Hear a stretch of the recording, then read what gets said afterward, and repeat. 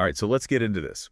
You've probably been following along with what's going on in Ukraine, and we've got some fascinating articles here looking at Putin's statements about Trump and the war. Well, the thing that jumps out at me is that Putin's basically implying this whole conflict could have been avoided if Trump had stayed in office. Yeah. He's even praising Trump's style when it comes to foreign policy. It's quite a statement, don't you think, especially with Trump running again and saying he could have prevented this whole thing. It's pretty perplexing. On the one hand, you have Putin, who's known for trying to meddle in U.S. elections, so you have to wonder if this is just another one of his tactics to sway things. But then again, there's Trump's whole history, too. You know, his America First agenda, his stance on NATO, and his generally more friendly approach to Russia. It's a pretty stark contrast to how other U.S. presidents have dealt with things. Yeah, that's really the heart of the matter, isn't it? Is this all just political posturing, or is there something more to it? It's worth noting that while Trump's way of dealing with NATO and Russia was unorthodox, it definitely changed the global landscape in a big way. I mean, whether that would have actually stopped the war is a whole other discussion, but it definitely introduced a different set of dynamics. And then we have Trump appointing Lieutenant General Keith Kellogg as a special envoy with the goal of ending the war in 100 days. Talk about ambitious. 100 days is a very, very short amount of time. His plan's all about getting a ceasefire going, peace talks up and running, and maintaining military aid to Ukraine. But there's a catch: that aid only continues if they agree to those peace talks. Oh, and he also wants Ukraine to put the brakes on joining NATO. It's interesting because this whole approach lines up with some of Trump's previous criticisms of NATO and his push for a less interventionist foreign policy.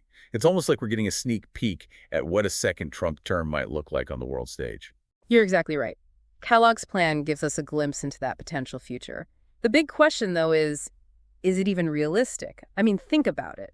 The intricacies of establishing a ceasefire, the historical difficulties with these types of agreements in past conflicts, and the deep-seated mistrust between these two sides, it all casts a lot of doubt on whether Kellogg can actually pull this off in just 100 days. And let's not forget that even within Trump's inner circle, not everyone's thrilled about this plan. There are even some who are comparing it to Vietnam, saying that Ukraine could become Trump's Vietnam. Steve Bannon's the one who's been voicing that concern. And it's not just the timeline that's raising eyebrows. There's a lot of debate going on within Trump's camp. Some see this as a golden opportunity for Trump to showcase his deal-making skills on a global stage, while others are worried about the potential dangers and unforeseen consequences. And then you've got Trump himself stirring the pot by saying he wants to meet with Putin face-to-face. He's even gone as far as criticizing Zelensky's actions. His comments about Zelensky add a whole other layer of complexity. It makes you wonder, could Trump's approach actually push Ukraine away and make a peaceful resolution even harder to reach? There's a fine line between trying to negotiate and accidentally appearing to take the aggressor's side. And when you add in Trump's personal history with Putin and how he's praised him in the past, it just makes the whole situation even murkier. It definitely feels like we're witnessing a high-stakes game unfold. And the consequences could extend far beyond the negotiating table. Absolutely. This is about more than just Ukraine. This is about the global balance of power shifting right before our very eyes. Yeah. It's like trying to walk a tightrope across the Grand Canyon. One misstep and the whole thing could go up in flames. The lack of trust between these guys makes negotiating so difficult. It's a perfect analogy. Okay, so let's just say they do somehow get everyone to sit down at the table. What would a successful peace deal even look like? What are the non-negotiables, the things that absolutely have to be addressed? Well, first and foremost, you've got to deal with security guarantees for Ukraine. They need ironclad assurances that Russia won't just turn around and attack them again. This could involve all sorts of things: international peacekeeping forces, commitments from Western countries, maybe even formal security agreements, kind of like NATO, but with different players involved. And what about the territories that Russia's currently occupying? Could Ukraine realistically be expected to give up any ground there? That's where things get really, really messy. Ukraine's absolutely determined to get back to their 1991 borders. That includes Crimea and the Donbas region. Russia, on the other hand, wants the world to officially recognize that they've annexed those territories. It's a major sticking point. Sounds like finding a compromise there is going to be like climbing Mount Everest. Some experts have suggested a potential trade-off. Ukraine pulls back its troops from certain areas in exchange for super strong security guarantees from the international community. But others argue that any concession on territory would just embolden Russia. Yeah. It would basically be rewarding their aggression. You've hit the nail on the head. There's this constant tension between being practical and sticking to your principles. Do you focus on what you can achieve right now, even if it means making concessions that seem unfair? Or do you stand your ground, even if it means a longer, tougher road ahead? And then there's the international community that's deeply involved in all of this, too. The U.S., the EU, NATO, they're all providing military and financial assistance to Ukraine, and they're heavily invested in the diplomatic efforts to find some kind of resolution. Oh. How much influence do they actually have over the situation? Their role is absolutely critical. The amount of support Ukraine's getting from the West has been a huge factor in their ability to hold off Russia's advances.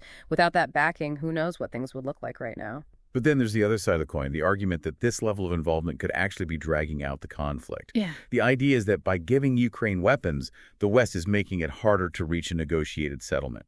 It's a legitimate concern. This whole debate about Western military aid deserves a lot of attention. There are strong arguments on both sides. Some people believe that arming Ukraine is absolutely essential to help them defend themselves and deter Russia from going any further. Others worry that it's just adding fuel to the fire and increasing the risk of things spiraling out of control. It's a reminder that every single decision, every action in this situation has potential consequences that ripple outward. And we can't forget about the human cost of this war either. The impact on Ukraine and the entire region is going to be felt for generations to come. Absolutely. The humanitarian toll is immense. Millions of people have been forced from their homes, vital infrastructure has been destroyed, and the Ukrainian economy has been completely devastated. Even if the fighting stopped tomorrow, it would take years, if not decades, for the country to recover. And that's not even considering the psychological scars that this war is going to leave behind. Trauma on that scale doesn't just vanish. It's a sobering thought. And beyond the immediate human impact, there's the broader impact on global security and stability.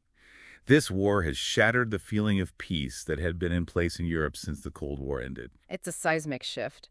This conflict has triggered a wave of anxiety about the future of international order and the possibility that this is just the start of a whole new era of global conflict. It's a wake-up call for the international community.